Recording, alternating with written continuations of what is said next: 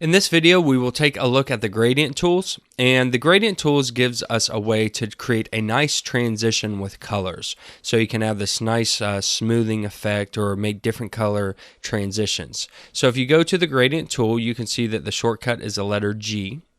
And at the top we have some options that we're going to take a look at here. So we have our gradient and then the type, our blending mode, our opacity, and then some other options such as reversing it, adding dither, and transparency. So if you look here, we see that we have a gradient going from black to white. Black is going, the left side is going to be the starting color, the white side, the right side is the ending color. And if we just draw, we just click and then we drag, you'll see a line pop up. So we have our first point, and then when we let go, it's our second point, and it's going to create this nice smooth transition based on how you draw this gradient. We went left to right, so the first point is the black and our last point was white. If we start at the bottom and go upwards, you can see the black is at the bottom, white's at the top. If our first point's at the top going downwards, you'll see we have black at the top and white at the bottom. And you can do this in any number of angles that you want for these gradients. You can also hold shift and it will snap it to a 45-degree angle. So if you want to create a perfect line going across your screen, the shift button will do that for you. You can also see, depending on where we start, is going to show how the gradient works. So if we start and we go across the whole image, it's a nice smooth transition. If we start in the middle and go to the end, you can see that all the information before that is that first color black. Even if we start later, you can see it's all black and then it smooths out to white. Same thing is if we start off the document and come inwards, the black is over here, so you have more of a gray gradient going on. So you have all of these different options that you can choose. We can look at the different gradient patterns. So here we have a circular pattern. This one is a pyramid pattern. You can see the start color and then it fades around in a circle and ends up in that color. We have this bar pattern. So if we click and drag that, it creates kind of this bar looking effect. And then we have this sort of star looking or pyramid pattern here, and depending on how you draw it, you can get some different effects like this. So we'll just go back to the standard gradient. And then we can change our gradient options. So I'll click on this drop down and you can see all these different gradients. So not only can you go from black to white, but you can do any colors that you want.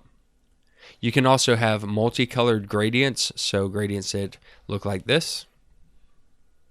And you can have gradients that have transparency. So I have this gradient here, and what happens is the lines, because I already drew one gradient, I did another gradient on top of it, and it had transparency in it. You can see that at the top with the transparent boxes and then these black lines. So you have all these different options.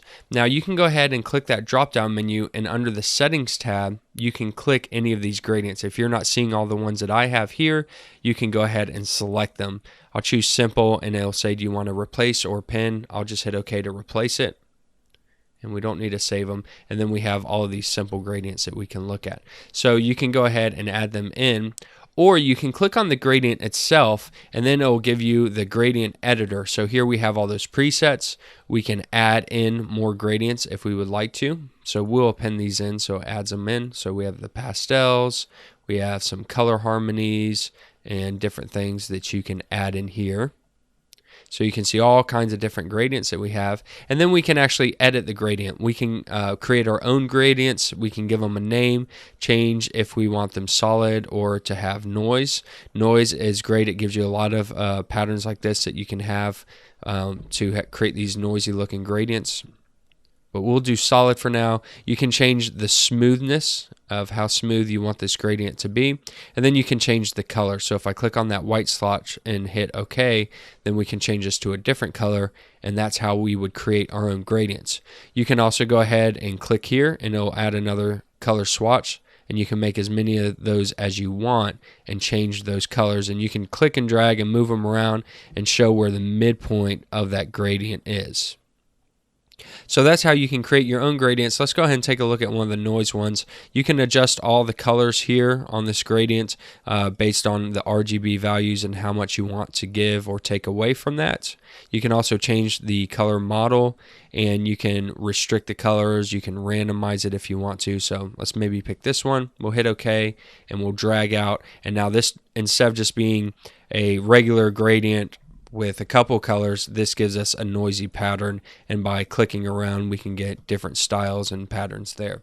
So that's how you use gradients inside of Photoshop. The last thing that I will show you too is that you can actually use this for, say, masking and different things. So if I go into mask mode and I use a gradient, well, let's just fill this with white. Get back to just a regular background here. So if I go into mask mode, I can do a gradient, and then it'll give me a selection based on that gradient. So when I go out of mask mode, I actually have a selection with a nice smoothing going across. So if I want to have that effect where it's fading from one photo into another photo, I can use a gradient in mask mode to get that effect. So you'll find a lot of uses for gradients. They're a lot of fun to play with. So go ahead and start messing around with them, and hopefully you find a good use for them in your projects.